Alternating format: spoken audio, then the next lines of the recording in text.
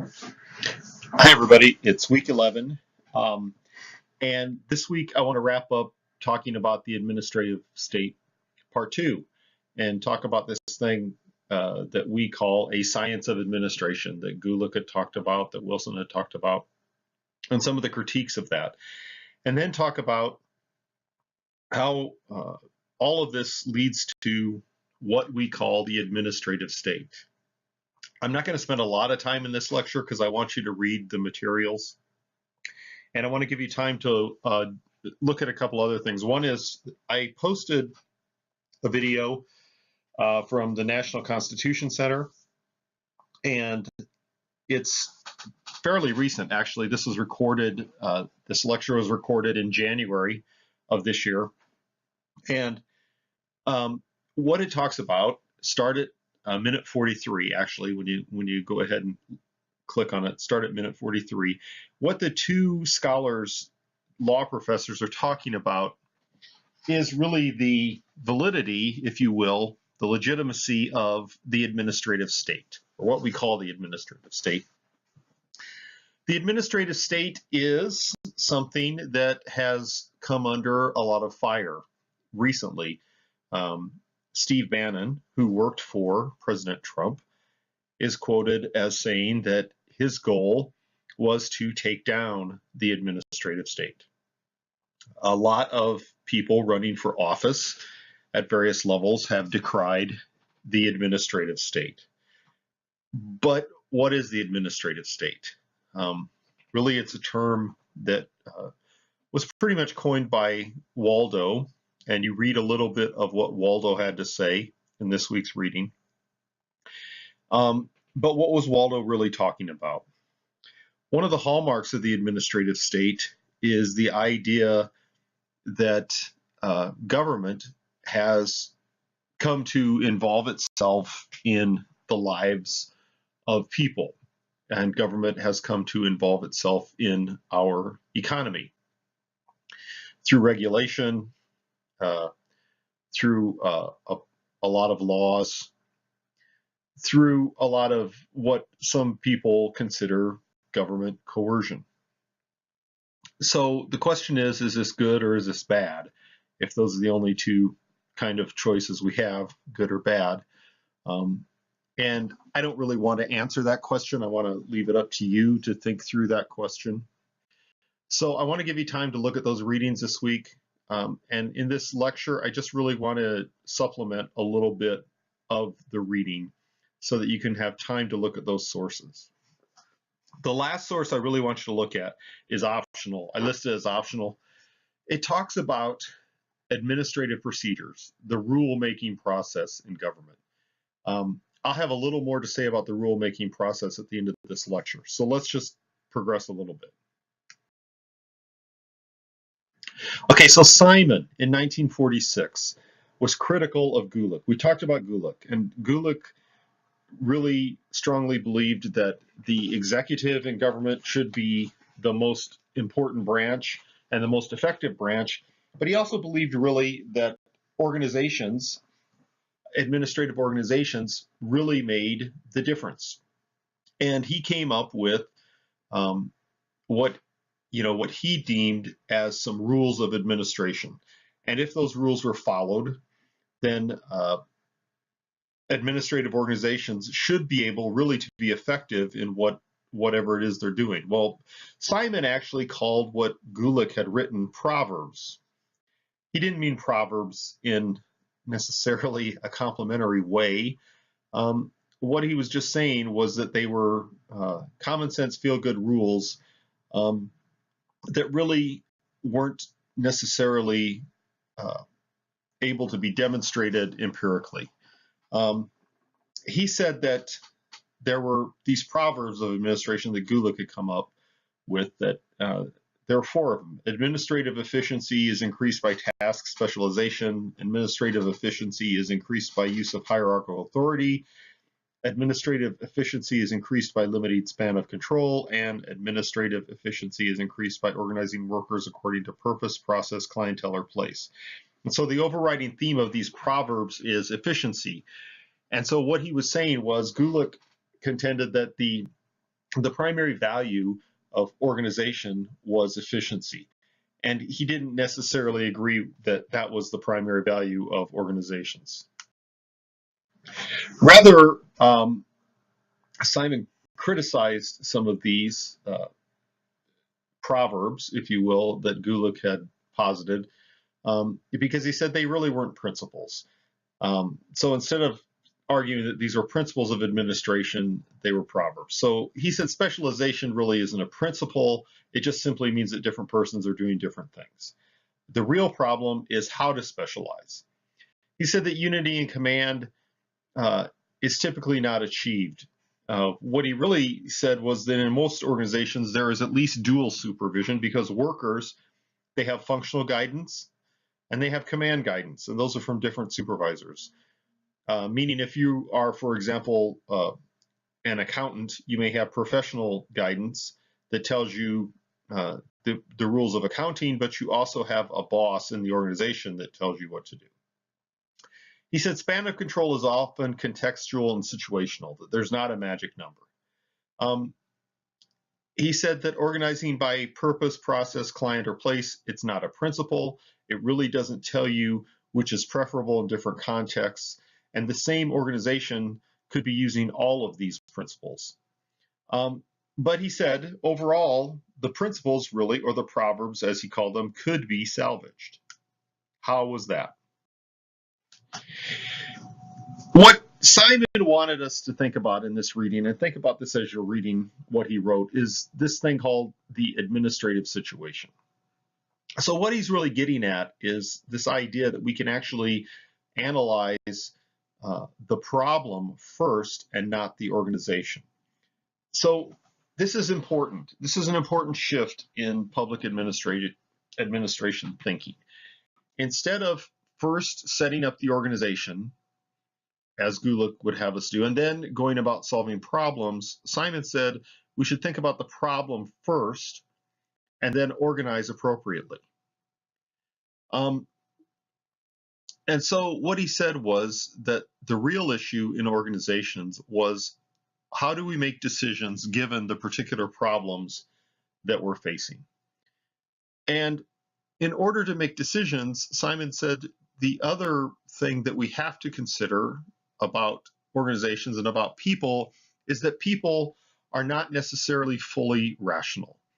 So we have to consider the members of the organization as being limited in their rationality. And so within the organization, there are limits on the speed of decision making, and there are limits on the knowledge of decision makers. And so how do we make decisions in the organization is really a key element to Simon, more than how do we structure the hierarchy. Another thing I had to read this week is Dahl. Dahl critiqued the administrative management philosophy of Gulick in other ways. He critiqued Gulick basically by saying Gulick was talking about principles of administration, and Dahl says that it's impossible to separate these principles as if they're neutral from really normative values. And so what Dahl was saying about public administration is that we can't separate our normative values from administration. So is efficiency really the most important goal? What about democratic process? Can administrators truly focus on only the means, or do they have to focus on the ends of policy as well? He also asked whether humans can actually behave totally rationally, and whether, again, can they separate their values from the decisions that they're making in the organization. So that's really kind of Dahl in a nutshell. I want you to read what Dahl had to say, but think about these questions he asked as you read it. I'm sorry, I guess I did have one more slide. So what Dahl is saying is that even though Gulick had said there are principles of administration and implied at least that they were universal. Dahl is saying that they're really not universal. This is actually admittedly one of the problems with studying public administration. Public administration was not certainly invented in the United States. For as long as people have tried to do things in groups, there has to have been some kind of administrative process. And so really what Dahl is asking us to do is think contextually when we think about administration and whether there's some universal science of administration. This is really the important thing I want you to read this week. Simon and Dahl are important.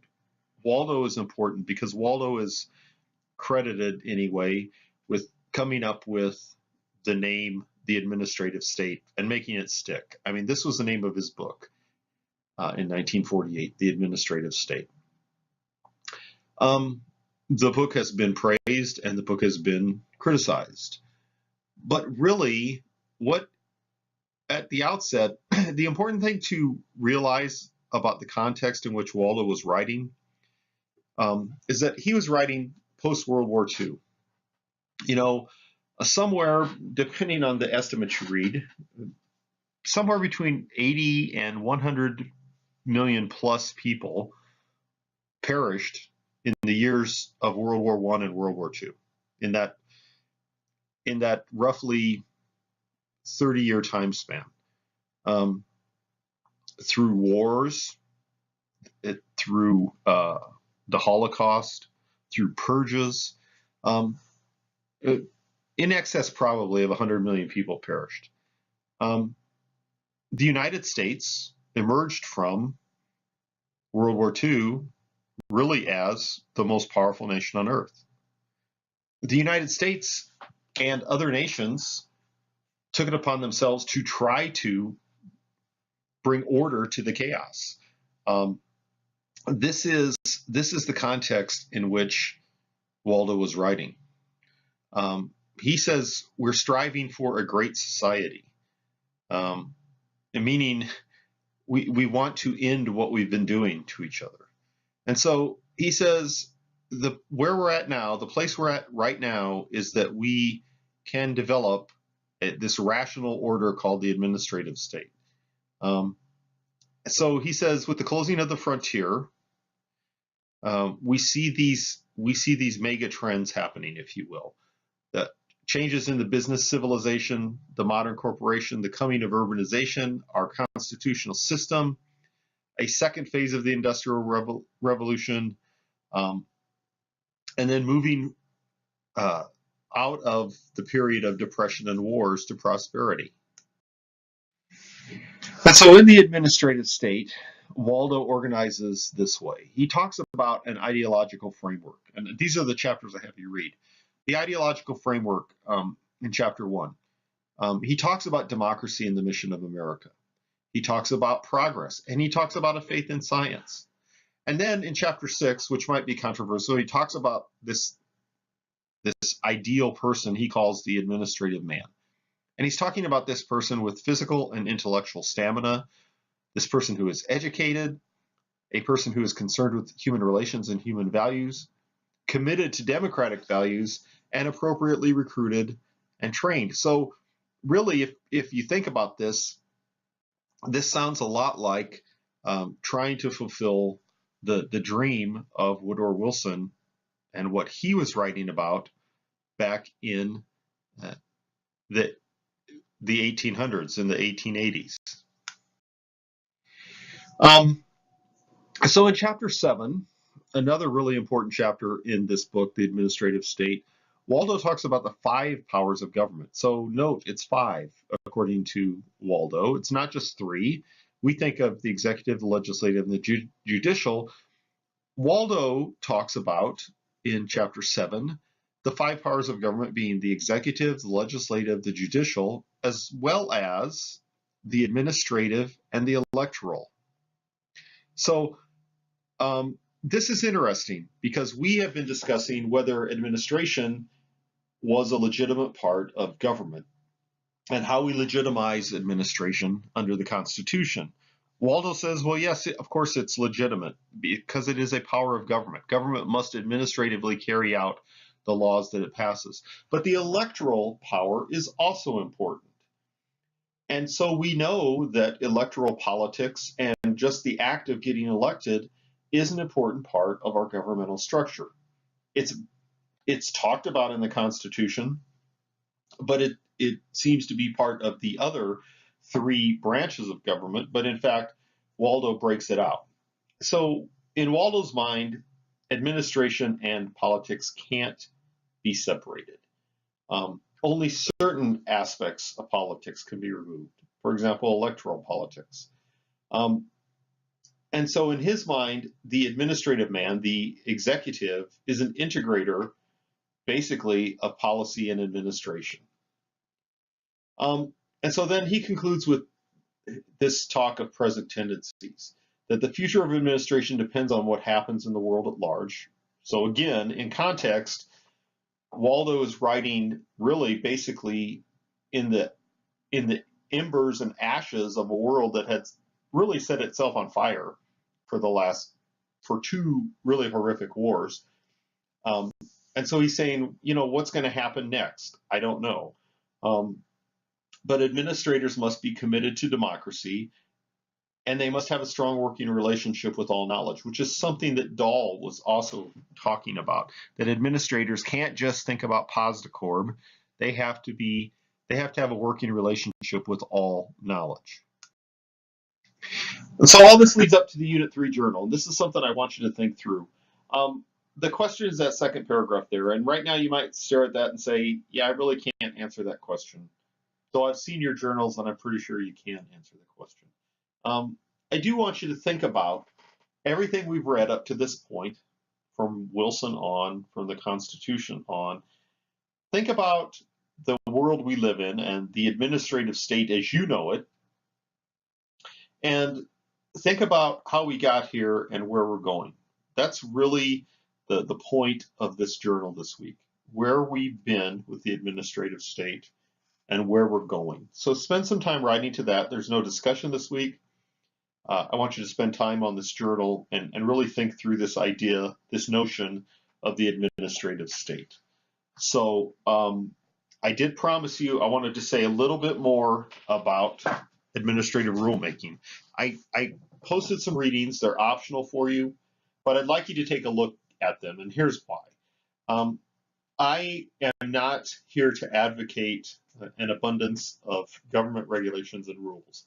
I will just say this, if you read those readings, here's the point that you should take from this. The administrative rulemaking process, especially at the federal government level, is not arbitrary, and it's not something invented by bureaucrats.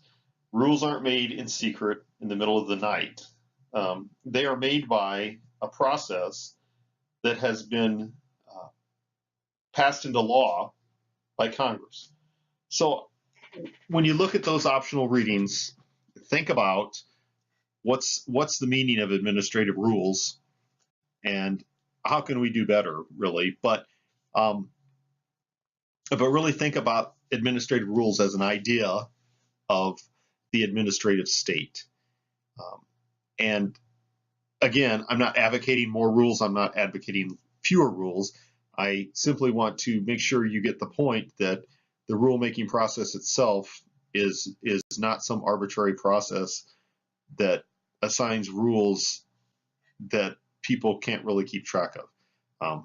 So with that, I will end my talk and ask you to do these readings and watch the video from the National Constitution Center. And I think you'll have a much better feel for what it is we mean by the administrative state at the end of all of that. Thank you.